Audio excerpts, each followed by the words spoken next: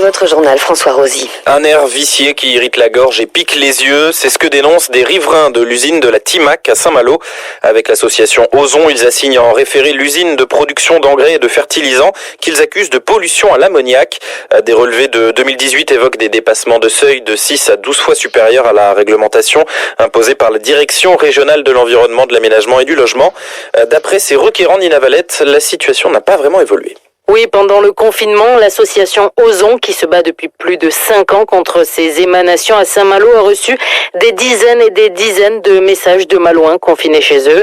À l'image de Catherine, elle habite juste en face de l'usine. Pendant le confinement, il faisait très beau. J'ai un petit balcon, je me suis dit ça va être bien. En fait, on va pouvoir être sur le balcon. Intenable, voilà, privé de balcon. La gorge irritée, les yeux qui piquent, mais ce n'est pas le seul problème.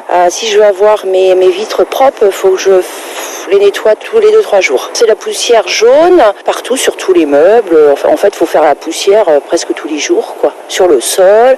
Donc je suppose que ça rentre aussi dans l'organisme, dans le nez. Pour l'association Ozon, qui a installé plusieurs capteurs dans le centre de Saint-Malo, il y a urgence. Alain Guillard, son représentant. Nous savons que l'ammoniac est un précurseur de particules fines et que ces particules fines sont dangereuses. Il faut que l'État s'en saisisse. Il ne s'en saisit pas.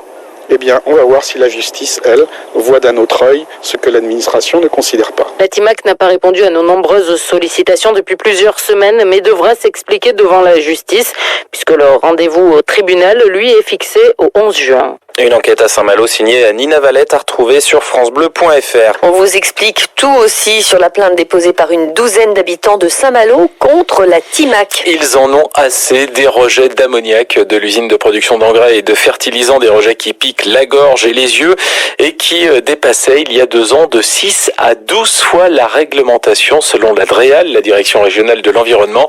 Selon l'avocate parisienne Virginie Leroy, il y a donc un gros problème de santé publique. Les riverains ne savent pas qu'est-ce qu'il y a dans l'air qu'ils respirent et quelles sont les conséquences pour leur santé. C'est une véritable problématique de santé publique. Il faut que tout le monde en soit conscient. Il y a quand même eu 2 arrêtés préfectoraux de juillet 2018 sur ces rejets d'ammoniac, pointant des rejets d'ammoniac excessifs, puisqu'on est sur des valeurs qui sont de 10 à 15 fois supérieures au normal légal. Et le préfet lui-même avait donné injonction à la Timac de cesser ces rejets hors la loi, sous un délai de 3 mois. On est presque 2 ans après, et aujourd'hui, ces rejets d'ammoniac sont toujours présents. On sait qu'aujourd'hui, les rejets d'ammoniac dans l'air sont à la source de création de particules fines, et notamment les particules 2.5.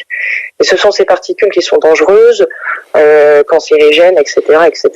L'avocate de l'association Ozon de Saint-Malo, jointe par Nina Valette, à qui la Timac a refusé de répondre à de nombreuses reprises. La Timac qui a donc rendez-vous au tribunal le 11 juin.